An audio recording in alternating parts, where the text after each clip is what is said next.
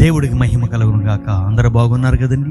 ప్రతిదినము దేవుడి యొక్క వాగ్దానం ద్వారా ఈ రీతిగా దేవుడి యొక్క మాటల్ని పంచుకోవడానికి దేవుడు ఎంతగానో కృప చూపిస్తున్నాడు. దేవుడు మహాకృపా సహితమైన ప్రేమ మీ అందరి కొరకు ఈ రీతిగా దేవుడి యొక్క వాగ్దానాన్ని ప్రకటించడానికి దేవుడు సహాయం చేస్తున్నాడు.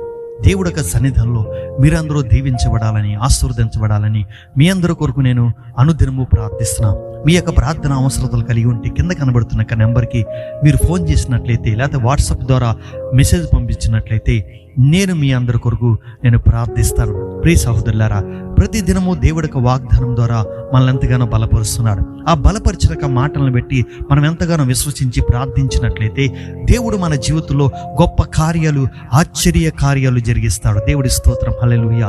మరి ఈరోజు దేవుడు మనకిచ్చిన వాగ్దానాన్ని మనం చూద్దాం. చూడండి, యోహాను పత్రిక ఇక్కడ ఒక అధ్యాయం ఉంటుంది కాబట్టి 2వ వచనం మనం చదువుకుందాం.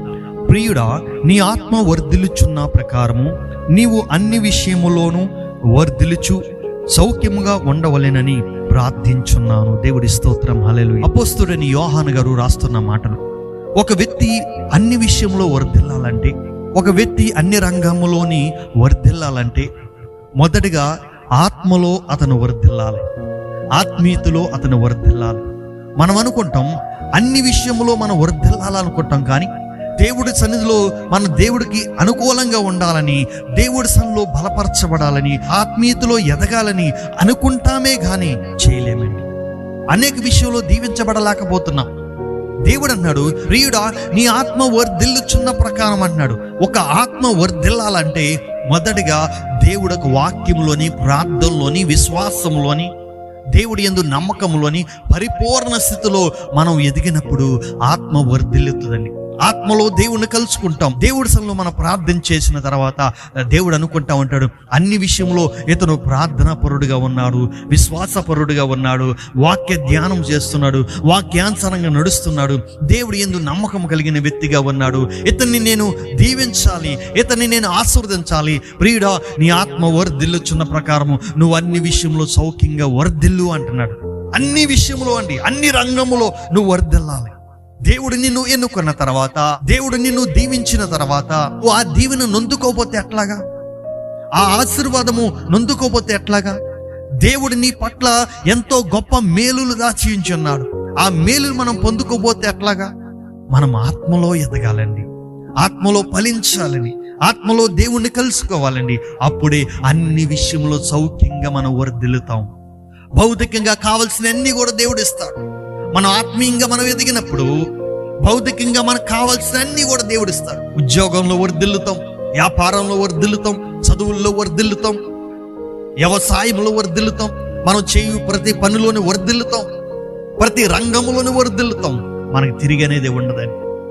దేవుడు మన పక్షాన్ని నిలబడి మన ఆత్మలో ఎదిగే కొలది, ఆత్మీయతలో ఎదిగే కొలది సుఖ సంతోషాలతో ఉంటారండి. వారి జీవితం వేదన, బాధ, రోదన ఇదేమీ కూడా ఉండదండి. వాళ్ళ జీవితం సుఖ సౌఖ్యముతో వారు ఉంటారండి, సంతోషంగా ఉంటారండి, ఆనందంగా ఉంటారండి. ఎందుకంటే అన్ని విషయంలో దేవుడు వర్ధిలింపజేస్తాడు. వారి చుట్టూరు దేవుడు కావలి పెడతాడు. కష్టంలోని, బాధలోని, వ్యాధంలోని సమస్త విషయంలో దేవుడు నీతో ఉంటాడు, నిన్ను ఆదరిస్తాడు, నిన్ను ప్రేమిస్తాడు. ప్రియుడా, నీ ఆత్మ వర్ధిల్లుచున్న ప్రకారం నువ్వు అన్ని విషయంలో వర్ధిల్లాలని దేవుడు కోరుకుంటున్నాడు. ఈ దేవుడి బిడ్డలారా, వర్ధిల్తేనే అనేక మందికి నువ్వు ఆశీర్వాదకరంగా ఉంటావు. నువ్వు దేవుణ్ణి నమ్ముకొని నువ్వు వర్ధిల్లపోతే ఎట్లాగా? దేవుడు నిన్ను వర్ధిల్లింప చేయాలని ఆశపడుతున్నాడు.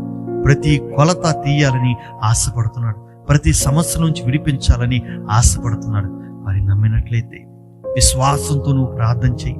ఆత్మలో ఎదుగు, విశ్వాసంలో ఎదుగు, ప్రార్థనలో ఎదుగు, వాక్యములో ఎదుగు. అప్పుడు దేవుడు నీకు మేలు చేయకుండా మానతాడా? మానడు. దేవుడు నీ విషయంలో సమస్త మేలులతో నింపుతాడమ్మా. ఆ మేలులు మీకు అనుగ్రహింపబడాలని ఈ వాగ్దానం ద్వారా దేవుడు నీతో మాట్లాడుతున్నాడు.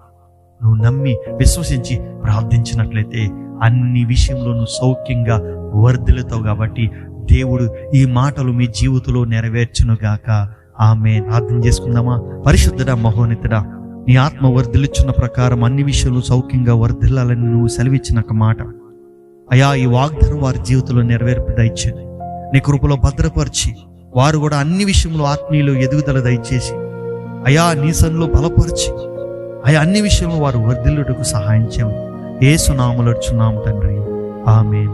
ప్రియ సహోదరులారా, దేవుడు వాగ్దానము సర్వశక్తి గలదు.